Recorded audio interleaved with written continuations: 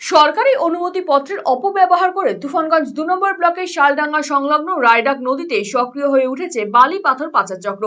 রায়ডাক নদী থেকে বিভিন্ন সময় তোলা ছিল বালি পাথর, সেগুলিকে সরানোর জন্য সম্প্রতি অনুমতি দেয় রাজ্যের ভূমি দফতর। অভিযোগ, সরকারি নিয়মের তোয়াক্কা না করে অবৈধভাবে নদী খনন করে বালি পাথর পাচারের কারবার চলছে। অভিযোগের আঙ্গুল তৃণমূল কংগ্রেসের জেলা যুব সহ সভাপতির বিরুদ্ধে। রাজনৈতিক প্রভাব খাটিয়ে বালি পাথর পাচারের কারবার চালানো হচ্ছে বলে অভিযোগ।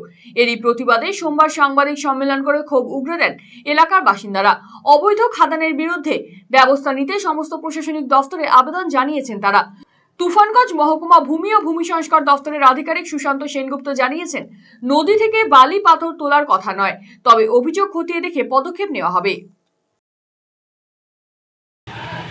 যেগুলো অভিযোগ আসছে সেগুলো খতিয়ে দেখে যা ব্যবস্থা নেওয়ার নেওয়া হবে।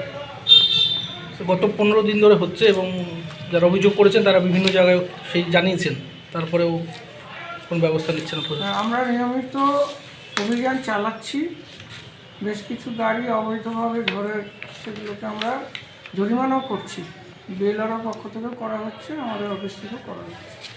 ভূমি ও ভূমি সংস্কার দফতর সূত্রের খবর, রায়ডাক নদী থেকে বালি পাথর তুলে তা পরিবহনের জন্য মহেশ বর্মন নামে স্থানীয় এক ব্যক্তিকে 5 বছরের জন্য লিজ দিয়েছিল রাজ্যের সংশ্লিষ্ট বিভাগ। বিগত 4 বছর আগেই সেই লিজের মেয়াদ ফুরিয়েছিল। সূত্রের খবর, বিভিন্ন সময় নদী থেকে বালি পাথর তুলে সেগুলি নদীর তীরে জমিয়ে রাখা হয়েছিল। সেই বালি পাথর বিক্রির জন্য সম্প্রতি পুরনো খাদান হোল্ডারকে অনুমতি দিয়েছে রাজ্যের ভূমি দফতরের সংশ্লিষ্ট বিভাগ। তবে অভিযোগ, অবৈধভাবে নদী খনন করে চলছে বালি পাথর পাচার। সোমবার সাংবাদিক বৈঠক করে জলেশ্বর বর্মন জানিয়েছেন, সরকারি নিয়মকে বুড়ো আঙুল দেখিয়ে অবৈধভাবে নদী খনন করে চলছে বালি পাথর পাচার।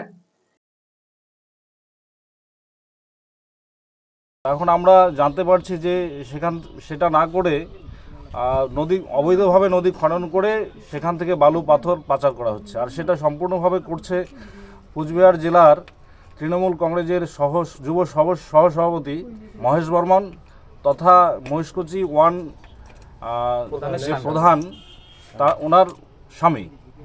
তো আমরা এটার তীব্র বিরোধিতা করছি, কারণ এর ফলে নদীর একদিকে যেমন গতিপথ পরিবর্তন হচ্ছে, অন্যদিকে পাশেই রয়েছে নদী বাঁধ, সেই বাঁধের ক্ষতি হচ্ছে এবং পরিবেশেরও ভারসাম্য নষ্ট হচ্ছে। তৃণমূলের জেলা যুব সহসভাপতি তথা স্থানীয় তৃণমূলের গ্রাম পঞ্চায়েত প্রধানের স্বামী মহেশ বর্মন নিজের রাজনৈতিক প্রভাব খাটিয়ে অবৈধভাবে গোটা কারবার চালাচ্ছে বলে অভিযোগ। তবে এই নিয়ে মহেশ বর্মনের সঙ্গে একাধিকবার যোগাযোগের চেষ্টা করা হলেও তিনি কোনো মন্তব্য করতে চাননি।